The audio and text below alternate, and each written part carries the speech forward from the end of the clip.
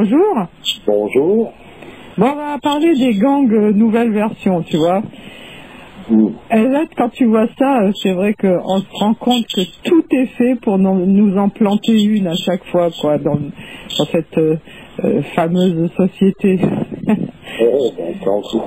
J'ai reçu une info sur, tu sais, ce 118, 218, tu sais, les deux idiots là dans la pub. 118, 218. Ils veulent faire rigoler, sauf que là, on rigole plus. Il y a quelqu'un là qui met en garde contre une arnaque plutôt anormale. Beaucoup d'entre nous sommes passés sur des solutions internet, incluant la téléphonie gratuite, sauf les numéros de portable et les numéros spéciaux, comme le 118, 218 par exemple. Seulement voilà, quand vous appelez d'un fixe gratuit le 118, 218, pour avoir un renseignement, ceci vous propose la mise en relation gratuite avec votre correspondant. Vous payez donc l'appel au 118-218, mais pas la mise en relation. Sauf que le temps passé en communication après la mise en relation est facturé au prix de l'appel au 118-218 par votre opérateur Internet. Alors il y en a un qui vient de consulter sa facture Free, par exemple, et l'appel au 118-218 lui a coûté 90 € pour 20 minutes de conversation. Évidemment, à aucun moment, le 118-218 ne vous informe de cela et assure qu'ils ne sont pas responsables, car c'est Free qui facture. Ils se renvoient la balle, dans ces coups-là, comme d'hab. Ah ouais.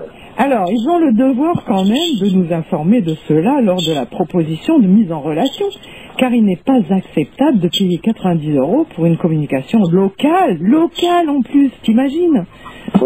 20 minutes, t'appelles ton voisin et t'en as pour 90 € d'amende, c'est génial.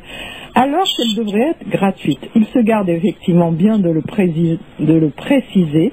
Alors attention, méfiez-vous également du 118-008, car vous atterrissez, au Maroc.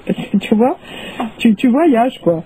À savoir que le seul et unique numéro qui remplace réellement le 12, ce fameux 12 d'antan, de naguère, de jadis.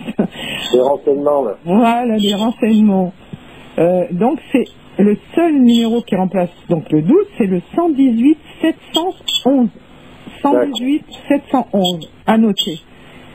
Voilà, C'est une information donnée par Que Choisir, alors que personne n'en fait la pub, comme par hasard.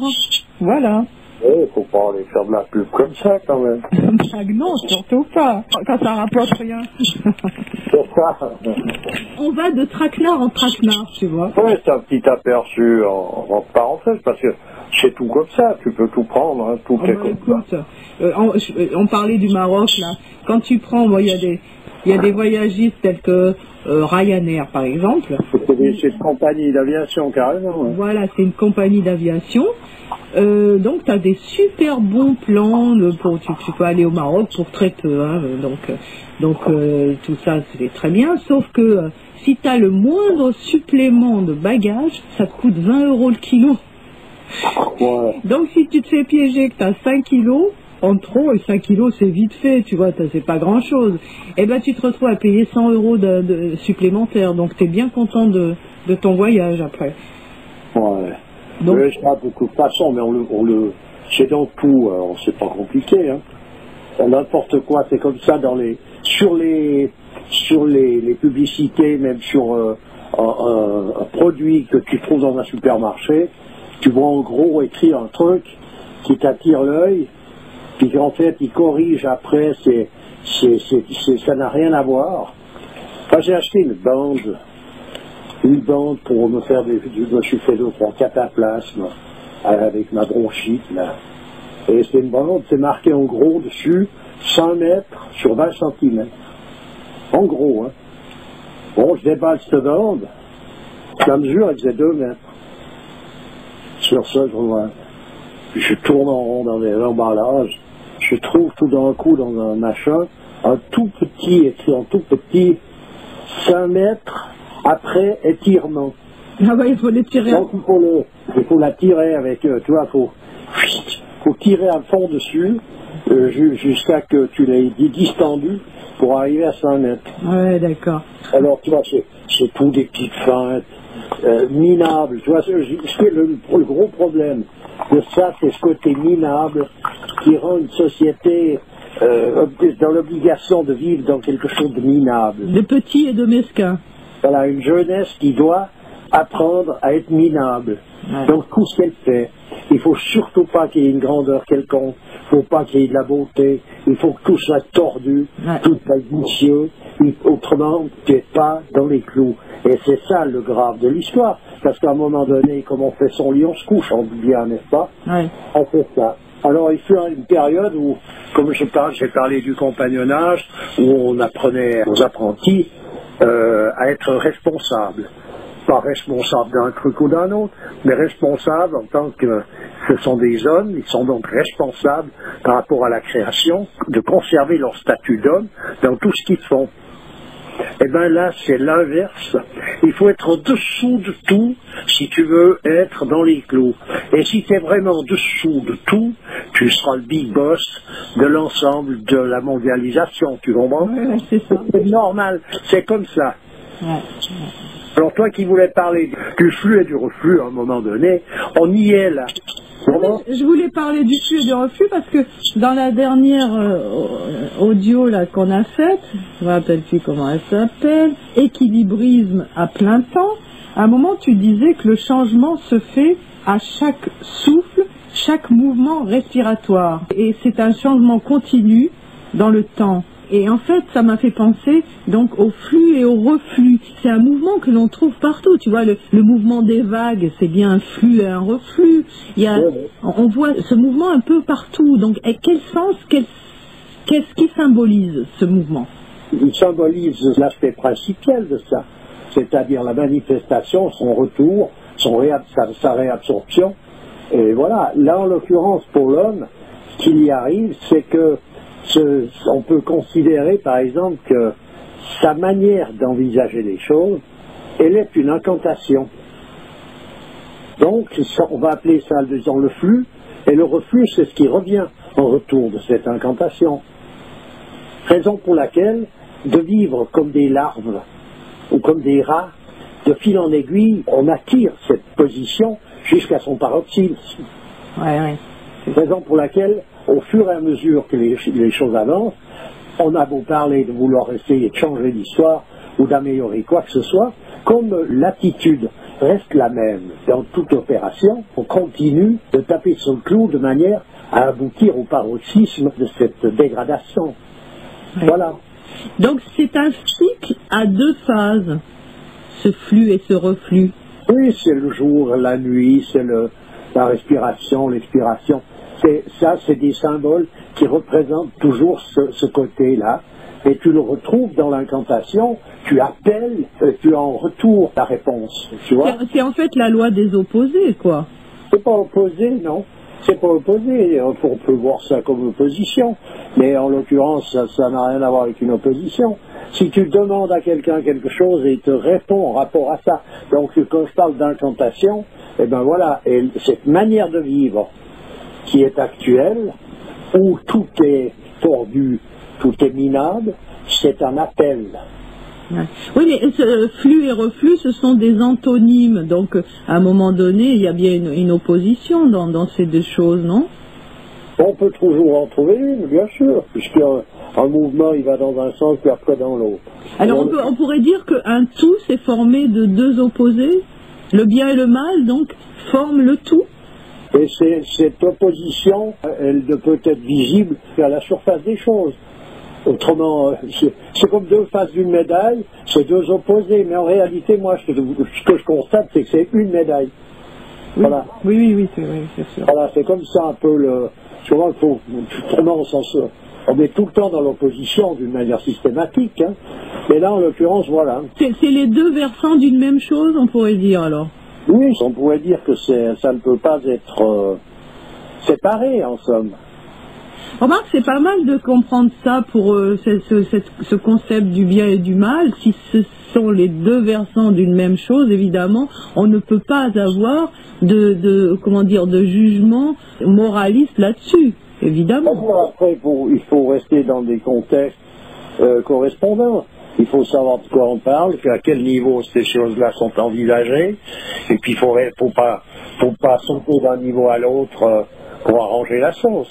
Mais il est bien clair qu'en finalité, quand on veut poser la question où est le bien, où est le mal, il y a un moment donné où il y a une difficulté à répondre, dans le sens que c'est très difficile de savoir exactement, sur toute la ligne, quelles sont les retombées et les tenants et aboutissants d'une position, d'une situation, tu vois. Oui, c'est sûr. C'est pas la difficulté, hein. C'est sûr. Alors pour en revenir à ce qu'on nous fait subir constamment, tu sais, à un moment donné, j'avais pris une clé 3G Bouygues, tu vois. Ouais. Et bien évidemment, ça marche pas du tout, cette histoire, c'est très aléatoire, ça marche quand ça veut, enfin c'est une vraie arnaque, et ça coûte aussi cher qu'une connexion fixe ADSL avec tout le tralala, tu vois. Et là, donc c'était un engagement sur 2 ans. Donc tu es obligé de payer 30 €. C'est vraiment, t'as l'impression c'est la dîme, tu vois, à l'époque des rois dégénérés, tu vois. Tu payes la dîme, quoi, tu payes l'impôt sur tous les mois jusqu'en fin 2011, il faut payer 30 €, tu vois. Et tu n'arrives pas à en sortir, c'est une prison, tu peux même pas en sortir. Tu as beau faire ce que tu veux, non, non, vous êtes engagé, vous resterez là. Et c'est vraiment, j'ai trouvé ça ignoble comme manière de faire. Voilà. Ouais, c'est un petit peu le reflet de l'enfer. Cette façon. Voilà. Hein. Ben oui, parce que tu payes un service qui n'est pas opérationnel, et puis tu peux pas en sortir sous prétexte que tu t'es engagé, quoi. C'est vraiment rageant. Comme je te dis, on a fait des incantations tellement puissantes pour mettre en marche des forces occultes que actuellement, ma foi, on est dirigé par ces forces-là. Ouais. Et même celui qui t'impose son histoire, c'est qu'il lui germe, il est là comme un génie, où tout d'un coup un matin il lui germe un nouveau plan, il a trouvé une nouvelle solution pour t'opérer un peu plus, ça lui vient tout droit du cœur, n'est-ce pas? Il dira, il est inspiré, son inspiration, et puis voilà. Donc ces gens inspirés, s'en est rempli. Il y en a plus, il s'en est rempli. Tous les matins, ils t'en pondent une nouvelle où tu es garanti d'avoir des problèmes supplémentaires. Ouais. C'est ça. Parce que tous ces opérateurs, en fait, ils se concurrencent les uns les autres, et c'est à celui qui va tromper, duper le mieux possible, quoi. Ah, c'est une situation d'être dupeur. Quelqu'un qui a le feeling pour arnaquer son voisin, il est très demandé, il n'a pas de souci pour trouver du travail. Au contraire, il y a de la surenchère. Ouais. C'est pas compliqué, c'est vraiment de la surenchère. On en est donc à cette phase-là. Tu vois, pour en revenir à différentes phases, voilà ce que l'humanité est en train de vivre. Donc il faut qu'elle aille au bout de cette histoire, au maximum des possibilités de tout ça, avant que ça s'arrête. Ouais. Mais là, tu vois, avant, ça avait quand même une tournure un petit peu discrète, les gens ils se cachaient un peu pour ça, mais là, ça a pris une forme où ils en ont rien à cirer de montrer qu'ils sont en train de te tromper. Ils vont faire tout un tas de subterfuges pour essayer de se renvoyer la balle, comme on disait, pour faire en sorte que c'est pas eux les responsables, mais il y en a toujours un autre. Mais par contre, le fait que ce soit gros comme une maison, qu'on te trompe, qu'on te dupe, ça dérange personne, quoi. Oui, c'est-à-dire c'est normal d'en arriver là. Tu vois, à un moment donné, quand le verre est dans le fruit, il ronge tranquillement l'histoire, puis tout d'un coup on s'aperçoit, quand on s'en aperçoit, c'est que c'est pourri. Mais simplement, c'est normal, tu vois, ça s'est vu dans tout. Tu vois, les femmes qui étaient discrètes et qui ne montraient pas une partie de leur corps de manière à attirer le regard, tranquillement, elles ont commencé à attirer le regard par des petites choses, des petites finesses, des petits trucs. Puis à présent, elles peuvent se trimballer à poil, c'est pas un problème, tu vois. Mais ça, dès le point de départ, le truc est déjà fait. Ouais, c'est comme quand tu as lâché le caillou depuis un pont. À partir du moment où tu lâches, l'histoire est classée. Il n'y a plus que le déroulement de la possibilité en question avec la finalité, c'est tout. Mais tu ne peux pas revenir en arrière, c'est classé. Ouais. Comment? Et ça, tu le vois dans tout. Je parle de dames, on peut parler d'autres choses, hein. C'est comme ça. Tu vois, comment l'homosexualité, qui était quelque chose de caché, à juste titre, dans le sens que c'est pas que... Et je comprends, je dis bien, moi je comprends, j'ai rien à discuter ou à juger ça. Je veux dire par là, mais il s'agit tout de même, de toute façon, à quelque part d'une anomalie par rapport à ce que représente la création, le mouvement créatif, etc.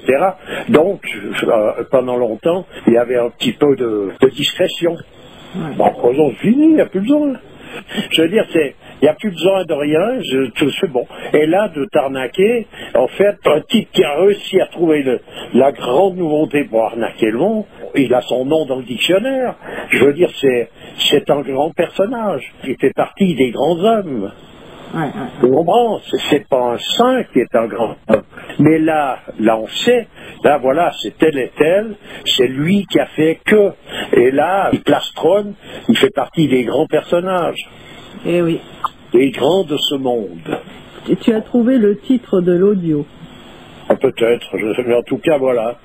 Voilà dans quelle confiture on est. Puis alors, évidemment, à chacun de voir, s'il veut donner la peine, jusque dans les moindres détails, à quel point on est en train d'être dans les mains, justement, de spécialistes. Dans tout. Dans le domaine du médicament, c'est le sommet, là. La médecine, la science, aïe, aïe, aïe, aïe, aïe, aïe.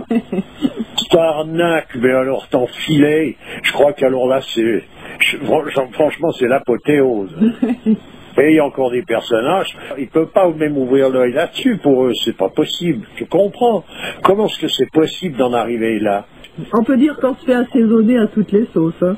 Mais quand tu regardes le processus, comme je te dis, d'une chute, c'est le point de départ qui est important. Ensuite de ça, le déroulement se fait tout seul. Donc il y a eu des gens qui sont venus donner des avertissements à partir du moment où il y avait quelque chose qui se mettait en place. J'en reviendrai à des données telles que laisser à la Terre ce qui est à la Terre. On en a déjà parlé, car on sortirait en même temps les forces maléfiques qu'elle renferme. Une explication qui est faite de la part de quelqu'un qui sait ce qui va se produire à partir du moment où tu commences à grailler les entrailles de la terre pour lui retirer ce qu'elle a de caché en elle et ce qu'il ne faut pas toucher. Il sait exactement ce qui va se passer. Donc il avertit, attention, pas toucher. C'est comme Adam et Ève au paradis, pas manger ça, pas toucher là. Pas touche. Eh bien, pas touche, c'est exactement l'inverse qui se produit. Et puis après, quand on en arrive au résultat, il y a un étonnement. On n'y croit pas. Donc pas étonnant qu'on vive au milieu de ces forces maléfiques puisqu'elles ont été sorties de là où elles ne devaient pas sortir. C'est tout simplement logique, on pourrait dire. Ouais, c'est pas si compliqué que ça. C'est le coup du marteau sur le doigt. Tu sais que on te dit attention, tu tapes pas sur les doigts, ça va t'exploser.